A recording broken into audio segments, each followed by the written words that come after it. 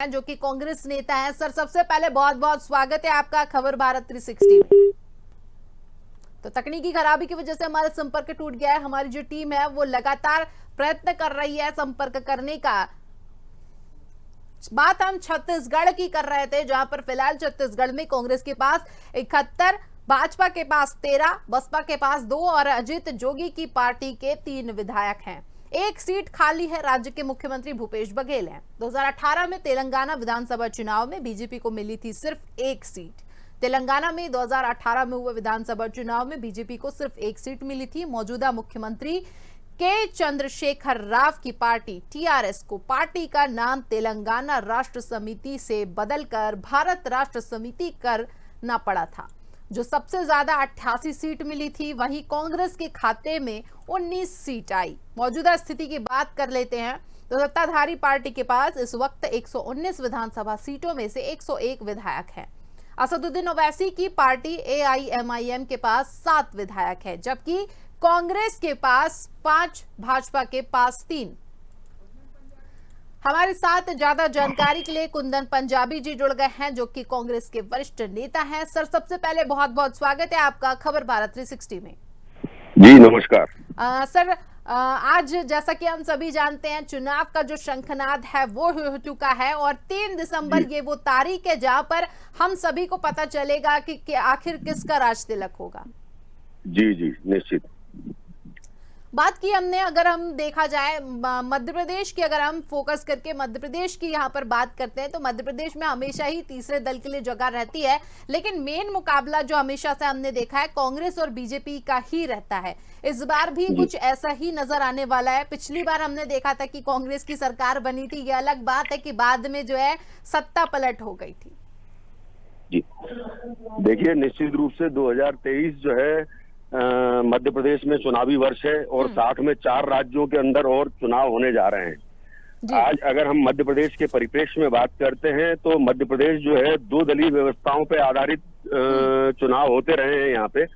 और इसके पहले भी हमने देखा है किसी तीसरे दल ने जब भी मध्य प्रदेश के अंदर प्रवेश किया है तो उसको कोई बहुत ज्यादा प्रदेश की जनता ने कभी तवज्जो नहीं दी। इसके पहले बहुजन समाज पार्टी ने और सपा ने और जनता पार्टी ने प्रदेश के अंदर प्रवेश करने की कोशिश की थी, लेकिन आज वो कहाँ है उनका कुछ अता पता नहीं है।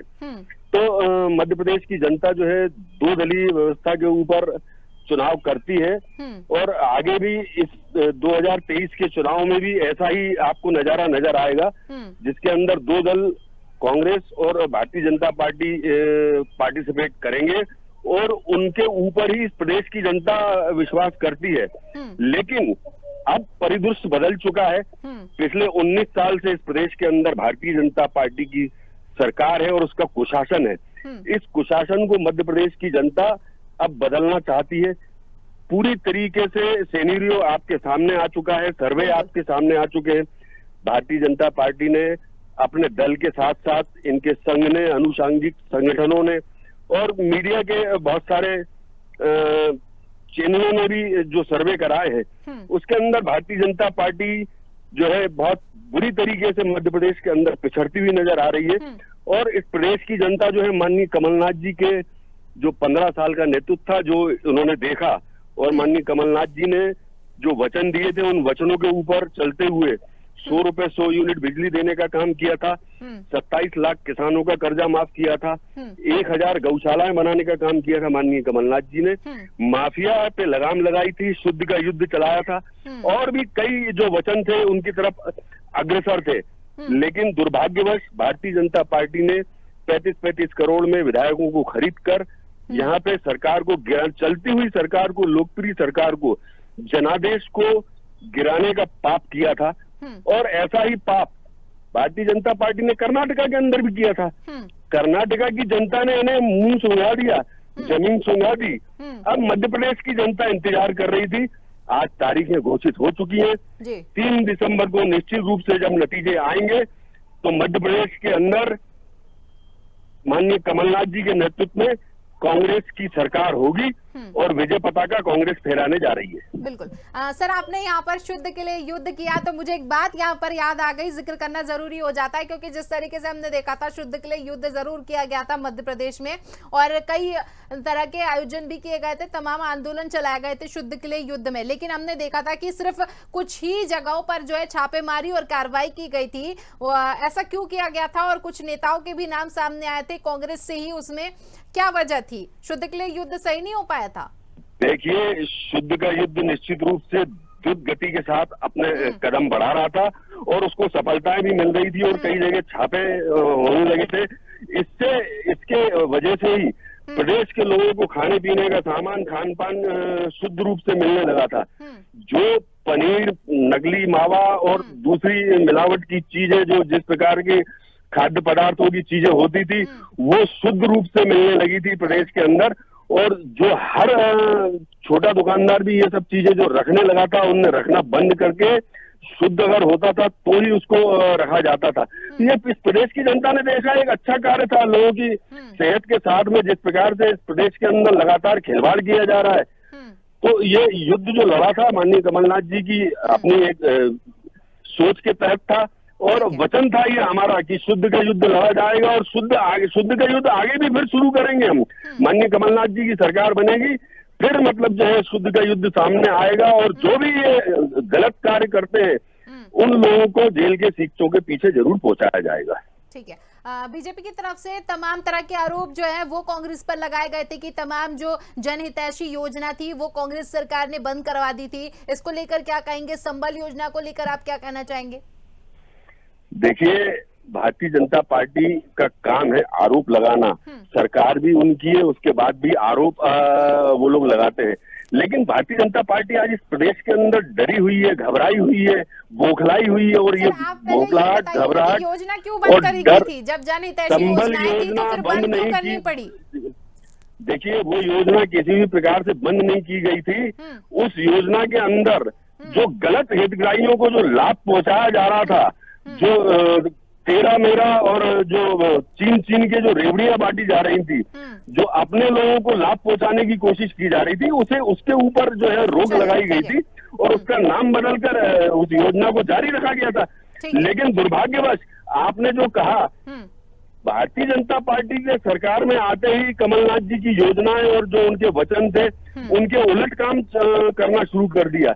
इसी बात का तो मध्य प्रदेश की जनता को दुख है, इसीलिए तो मध्य प्रदेश की जनता अब इनको सबक सिखाने वाली है 2023 और के चुनाव में। जनता जो है वो जनार्दन है, पब्लिक सब जानती है, तो ये तो जनता ही बताएगी कि आखिर किसका राज तिलक होगा। और मेरा ख्याल है कुछ ही दिन का समय बचा है, कुछ ही दिन बाद पता चल जाएगा कि आखिर कांग्रेस की सरकार होगी या बीजेपी की सरकार होगी। बात करेंगे यहाँ पर केंद्र सरकार की। केंद्र सरकार ने 18 से 22 सितंबर तक संसद का विशेष सत्र चलाया था।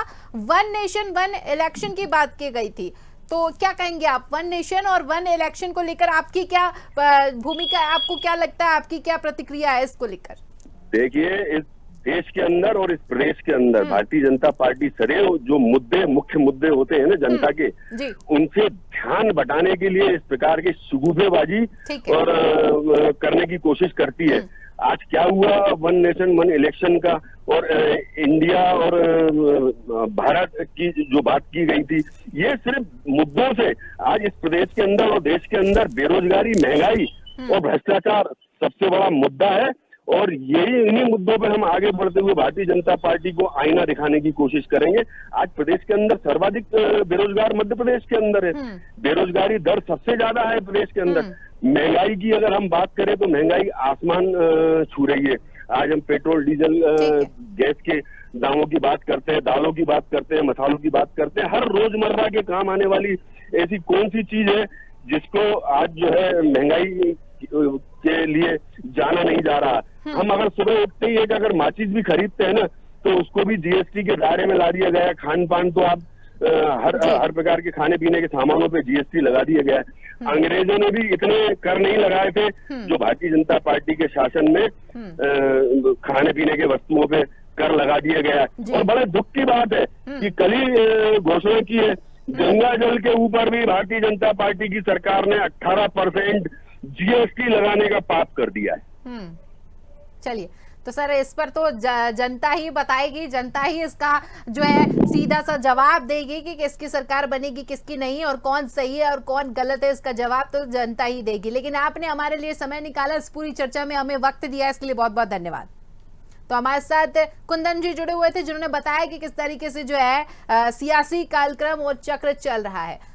बात करेंगे हम केंद्र सरकार की योजनाओं की भी यहाँ पर जिक्र कर लेते हैं, क्योंकि चुनाव से ठीक पहले जो भी सियासी कार्यक्रम हुआ उस पर भी चर्चा करना लाजमी हो जाता है। मोदी सरकार ने महिला आरक्षण बिल पेश कर सबको चौंका दिया था। सरकार ने इसे नारी शक्ति वंदन अधिनियम नाम दिया था। ये बिल 20 सितंबर को लोकसभा में पेश हुआ था, जहां पक्ष में 454 वोट पड़े थे। तो ये भी एक जो मुद्दा है, ये भी चुनाव पर असर करता हुआ दिखाई दे सकता है। आज हम बात कर रहे हैं विधानसभा चुनाव को लेकर, बहुत ही अहम मुद्दा है जिसके ऊपर आज हम चर्चा कर रहे हैं।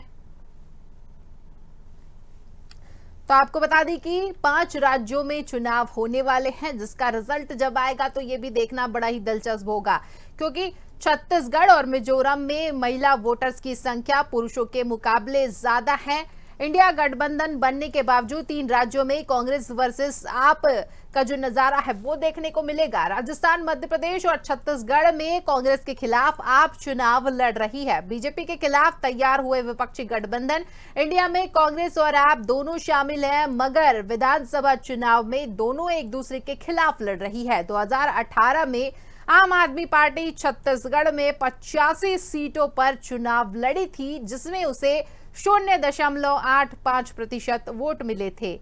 मध्य प्रदेश में 208 सीटों पर लड़ी थी चुनाव, जिसमें से उसे 0.66% वोट मिले थे। राजस्थान में आप 142 सीटों पर लड़ी थी और 0.38% वोट लाई थी।